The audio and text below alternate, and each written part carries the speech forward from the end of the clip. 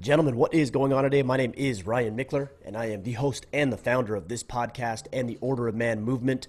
I want to welcome you back today. Glad you're here. I've got one for you today that I think on the surface could sound a little boring. Self-governance sounds a little lame, sounds a little boring, but I can assure you, if you listen to what I have to say today and you implement and apply these lessons and these rules into your life, you're going to be better off. And whatever your goal, whatever your objective is, and I'm sure you have multiple objectives and goals in your lives, the idea of self-governance will help you accomplish all of them.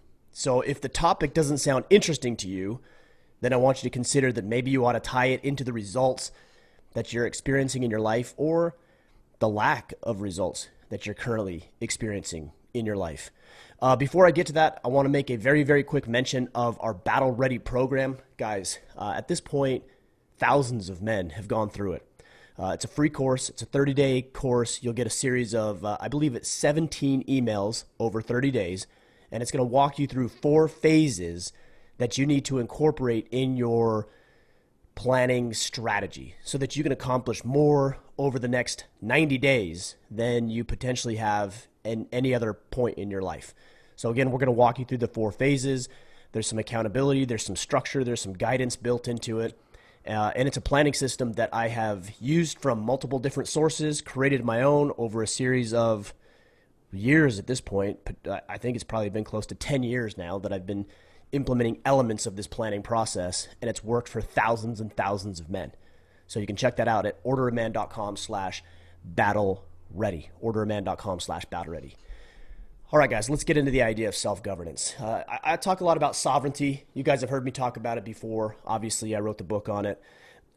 It's very similar. Self-governance is obviously the ability to govern yourself. It's not hard to understand what that means.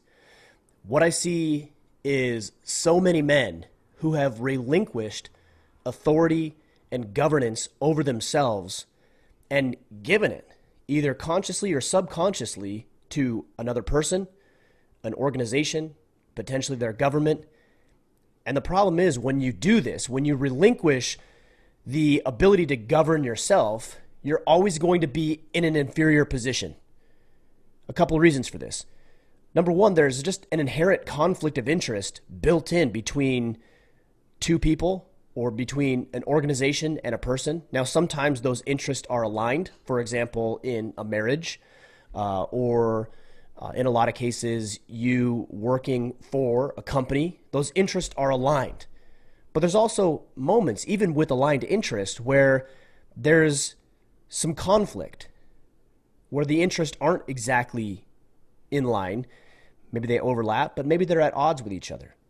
And anytime there are interests that are at odds with each other, whose interests are going to be sacrificed if you're not willing to govern yourself? Well, your interests are going to be sacrificed. And the party that is doing the governing has the ultimate say and dictates the tone of the conversation, the way the project will be run, the way that you live your life, the actions that you take. And I personally am not willing to do that. Now, I'm willing to compromise in certain circumstances. For example, with my wife, our interests are aligned. They overlap very well. There might be a night, for example, that she wants to go do something and I want to go do something. Well, that's a moment where our interests may not be aligned. And, in times like that, I'm willing to compromise. And maybe this week she goes and does her thing, and next week I go and do my thing. There's going to be little conflicts like that. But generally speaking, if you can't govern yourself, you are giving control, power, and authority over to another person or another party, and your interest will lie on that altar of sacrifice when push comes to shove. The other side of this is that if you're allowing somebody else to govern, or somebody or something else to govern the way that you live your life, it's always inferior. You're always going to produce an inferior result. You should have the highest standard for yourself more than any person, more than any organization, or more than any other party out there. You should be setting the standard. And when you're living by somebody else's standard, you're setting the bar lower than you're capable of. This is why we see people doing the bare minimum and thinking, well, it must be okay. Right? For example, with work, what do most people do? Well, they go to work, they punch in at exactly the time that they're supposed to be there, not a minute earlier. They leave at exactly the time that they're supposed to, not a minute later, regardless of what's happening. They do the bare minimum they absolutely can get away with in order not to get fired or to get that 50-cent promotion. This is what most people do.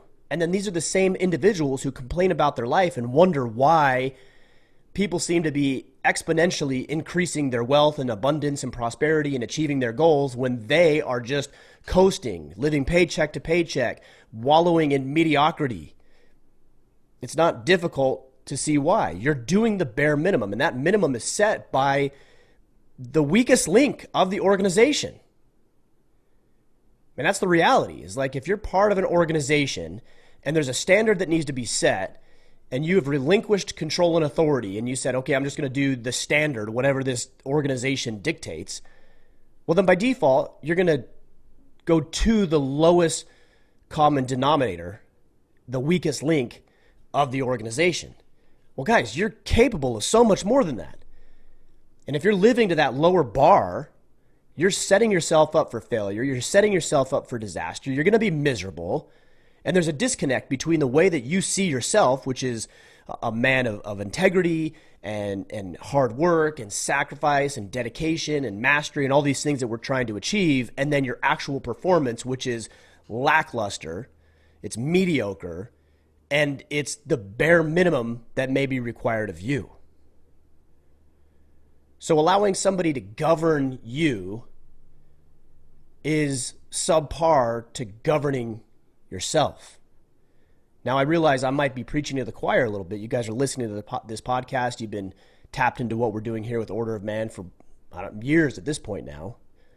So I realize I may be preaching to the choir, and the people that need to hear this the most are probably the people who aren't really going to listen to this because they aren't interested in governing themselves. And isn't that sad? Isn't it sad that people are willing to live an inferior life so they don't have to shoulder the burden of governing themselves? Because let's be honest, taking care of yourself is not always sunshine and fairy tales and rainbows and this utopian society that those who would govern you would have you believe. There's responsibility. There's hard work. There's sacrifice. There's the roller coaster of successes and failures. I just posted a picture of our podcast downloads, I should say, over the past 3 years or so. And, you know, when you zoom out over a 3-year period, it actually looks pretty good, right? Steady growth, and it continues to grow every single month. But the more you zoom in, the more you see the ups and downs and the roller coaster and the highs and the lows, and it does really, really well and it does really, really poorly. And when you govern yourself, you have to be willing to ride out those low times. Because what somebody or some other party or government will come in and do is they'll say, well, we'll rescue you from those low times. And that sounds very tempting. But what they don't tell you is that you're limiting your upside potential as well. So they're leveling it off, right? Hey, you're not going to experience the valleys. But what they don't tell you is you're not going to experience the peaks. We'll level it off. We'll shave some of the peaks. If they're being truthful, this is how it would work. We'll shave some of the peaks off, and then we'll prop those up in the valleys. Well, you know, that sounds really good if you spend your entire life in the valley, if you're a perpetual underperformer. But if you're somebody with high integrity, highly motivated, you're a high achiever, you're a driver, you're ambitious, which I think most of you are, why would you be willing to sacrifice that? I'm not willing to sacrifice that. I'm willing to take the valleys, the lows, because I know the highs will be exponentially greater than what the valleys are. And that's why I'm always willing to govern myself. And here's the deal. If you're not willing to govern yourself, there's somebody in some institution, some organization who is always more than willing to come in and govern you. And I don't want somebody else dictating the way that I'm going to live my life. And I don't think most of you want that either. And what's interesting about this is that you become a cog in the wheel. So you're actually incentivized. If you're being governed, you're incentivized to perform poorly, or at least less than you're capable of. Because they just need you to be a good little boy, a good little cog in the wheel, do what you're told, don't ruffle any feathers, sit down, shut up, color within the lines, follow the rules, don't buck the system, don't be creative. Don't make anybody else look bad. How many times have you heard that? Hey, you got to slow down because you're making everybody else look bad. That's your fault. That's not my fault. That's what I'm talking about. That's the inferior standard. Oh, you're doing that too fast. We got to spread this work out over a period of 2 weeks. When you know good and well, it's only going to take you 1 week. So what are you conditioned to do? Spread it out, slow down, perform in a manner less than you're capable of. Well, I'm not willing to do that. And I don't think you should be willing to do that. I don't think you want to do that. I think you're pressured to do that. I think that there's definitely a level of peer pressure in some organizations, and there's definitely the powers who would love nothing more than you just to do exactly what you're told. So let's talk about these 5 rules that I've identified for self-governance. Now, these aren't in any particular order, and there's probably more that you can identify and that you can think of. And if that's the case, hit me up on Instagram or YouTube or wherever you're listening or watching, and we'll have a continued conversation about this. But the first one is just taking ownership of your life. Like, this is the foundation for self-governance, is realizing that you have the authority, you have the power, you have the control, you have the ability to do this. And you should be doing this. And anything less than governing yourself is inferior. I've been talking about this now for 10 minutes. So rule number 1 is to take ownership of your life and recognize that everything is within your control. Recognize that what you are experiencing, largely and generally, is a result of your effort or lack thereof. Now, there might be some circumstances and situations that fall outside of that. You may be in a circumstance where you've been victimized in some way, or you've been cheated, or you've been stolen from. You know, there's things that happen outside of this. But generally speaking, what you're experiencing over your life is a result of the efforts and the work and the progress that you have put into it. So if you want better results over a longer period of time and generally, then you have to be willing to do more of the work and put forth the effort. All right, so number 1, take ownership. All right, so number 2 is to exercise humility. Now, some of you guys might be wondering, what does humility have to do with self-governance? Well, if you're prideful and you're arrogant and you believe you have it all figured out, you're limiting yourself. That's it. You're limiting yourself. You're shortchanging yourself. You're not opening yourself up to new possibilities and new ideas and things that might happen to you and new information that you could incorporate into your life to better serve you and help you reach your objectives. If you want to govern yourself, you have to be humble enough to realize that, I'm going to mess up. I'm going to fall short. I'm not going to always be able to do this. And that level of humility is going to open you up to new experiences, to taking risks, to taking on more ownership and authority over your life, because you recognize, you know what? Yeah, I'm going to screw up, and it's not going to be life or death, probably, hopefully. If it is, I'd question it. But I'm going to screw up. I'm going to fall short. I'm going to lose a little money. I'm going to rush too quickly on something. And I'm going to pay some stupid taxes, as I've heard them called. And then you just drive on, and you learn, and you grow, and you expand. But if you're not willing to be humble, and you're not willing to expose yourself to risk, and you're prideful, what are you going to do? You're going to do all your actions and all your words and all your behaviors are going to lean more towards somebody else dictating, because you don't have to take the responsibility. You won't have to take the fall. At least that's the promise. I mean, you will be thrown under the bus if things go wrong. But the promise is, hey, we'll protect you. We'll keep you safe. We'll give you that guaranteed paycheck. Except for when cuts come, you're the first one to go. But they don't tell you that part of it, right? So if you want to govern yourself, you have to be humble and willing to fail. You have to be willing to suck for a while at certain things, knowing that in the short term, if you've been accustomed to, we'll just take business as an example. You've been accustomed to working for another organization. And by the way, I don't think that's inherently bad. Okay, we can talk about that in a minute. But you've been accustomed to working with another organization, and then all of a sudden now you've decided to go out on your own. Well, you're probably going to take a hit. Your bank account's probably going to suffer. Your income might suffer temporarily.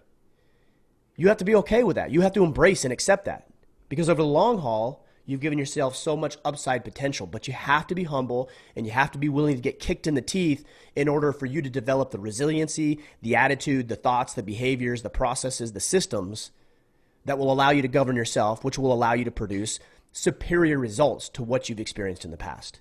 Now, the thing I just said a minute ago was that I don't think that it's inherently bad that you work for another organization. That's one thing I want to be very clear on.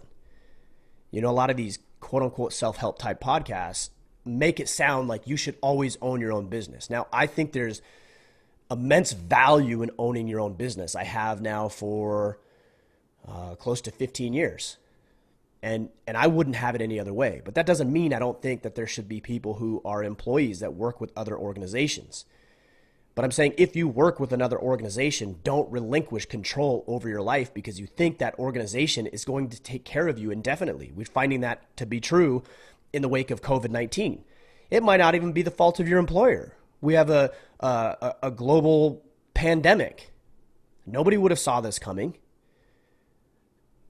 And yet here we are, and there's millions and millions of people. I heard last week alone, something like 1.5 million new Americans filed for unemployment benefits for the first time. Well, we didn't see this coming.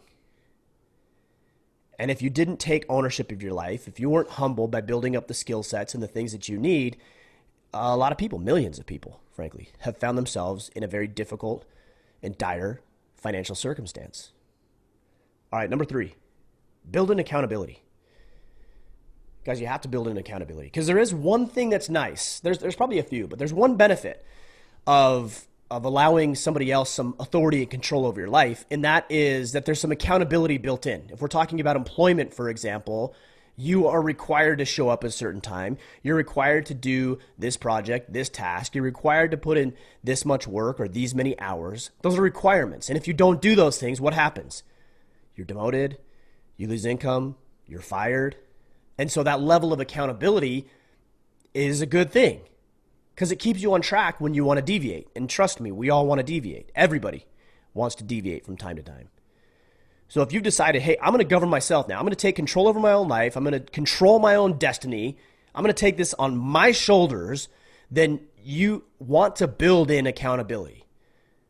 Accountability with other individuals. Now, some of you might be thinking, well, isn't that some sort of, is that not self-governance anymore? No, because you've voluntarily decided to have these individuals hold you accountable.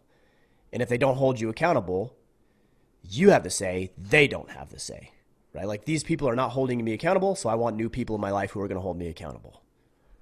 Or these people are not being accountable to me. Maybe you have some sort of reciprocal relationship, and therefore that person is quote unquote fired, if you want to use that term, from my accountability partnership or group, and I'm going to bring somebody else in.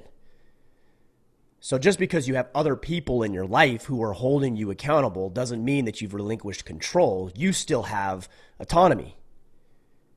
You still have the governance over yourself. But what you're doing is you're creating the framework. You are creating the environment and the systems that allow you to stay on track when you inevitably want to deviate. So accountability systems could be planning. You know, I've got a daily planner I use. It could be having other influential men or people in general in your life. I have a circle of influence, people that I talk with, people that I communicate with. Even when I train, those people I'm accountable to. Like I've got to put in my training, they've got to put in their training, and then we come together and we train together. These are all little methods of accountability that help me stay on track. When I want to deviate, when I want to take slack off, when I want to take it easy. I've got Josiah Novak as a fitness coach. Okay, I don't get to take it easy because he's there holding me accountable, and I've paid him to do that. I invest in myself for him to hold me accountable to what I say I want. So again, number 1, we have take ownership. Number 2, we have be humble. Know that you're going to get kicked in the teeth when you do this, especially for the first time. It's like a young child leaving his parents' house for the first time.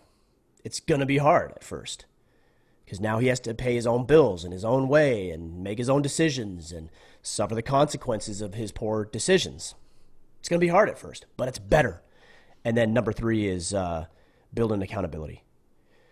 Number 4, free yourself from dependency. So what I want you to do is, if you're ready to embrace this idea of self-governance, is to inventory what areas in your life and in what ways you are dependent on outside people, outside resources, If you went without something, what would that look like? The things I'm thinking of, for example, would be fuel.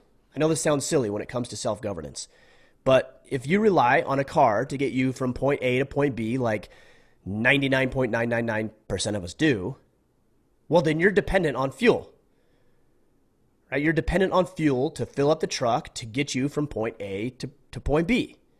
So that's a dependency. You need to free yourself from that dependency. So how do you do that? Well, you stock up on fuel. Now, you may not be able to fully remove your dependency on these things, but you can hedge your dependency. I do the same thing with food storage. My family and I are reliant upon food, like anybody else, to ensure that we stay alive. Water, food, provisions, resources, firearms, fuel, all of these things that we're dependent on a daily basis. And so how do you free yourself from the dependency of those things? You hedge and you stockpile. So you have fuel, you have food, you have water, you learn a skill set like hunting, for example, that will allow you to be free of the dependency that you found yourself in. Other dependencies I see is addiction. Addiction to drugs, addiction to alcohol, pornography, gambling. This is very prevalent. I see this all over in society, and I can't help but think that this is somebody who has relinquished control, probably over a long period of time, to whatever the vice is. Drinking, drugs, pornography, gambling, sex, whatever your addiction, whatever your thing is. And you've relinquished control over your own life, authority, autonomy over your own life, because you've subjected yourself and put yourself at the mercy of somebody or something else. Now, this isn't a podcast and an episode about how to overcome addiction. We've had other conversations like that. There's plenty of resources and other podcasts available that talk about overcoming these addictions. But if you're dependent on some of these things, then you are not governing yourself. I know it's hard. I know it's difficult. I know in some cases it's a real medical issue, but it needs to be dealt with. If you want to govern yourself, it needs to be dealt with. So free yourself from the dependency of some of these vices that we're talking about. Free yourself from the dependency of fuel and food and ammunition and all these types of things. Even medication. Like, how many of you are required to take a medical prescription for some sort of ailment or health condition that you're dealing with? Well, think about what you can possibly do to get rid of having to be reliant upon that medication. Namely, take care of your body. Exercise, diet, get the proper sleep, recovery, get strong. And I'm not saying that you, in every circumstance, can just ditch your prescriptions. You need to talk with your medical provider for that stuff. But I am saying that there's some instances in some cases that what you're taking right now, whatever medication you are quote unquote required to take right now, it might be that there's some lifestyle changes that you can make where that will no longer be a requirement, and then you have moved 1 inch closer to self-governance. What have we seen in the wake of COVID-19? Well, we've seen medications not be as readily available. We've seen that China makes a lot of the base ingredients that go into some of the medications that millions of Americans rely upon. Well, that's the antithesis of self-governance.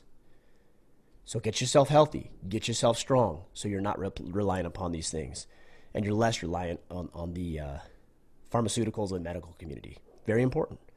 All right, last one, guys. Always go above and beyond the expectation.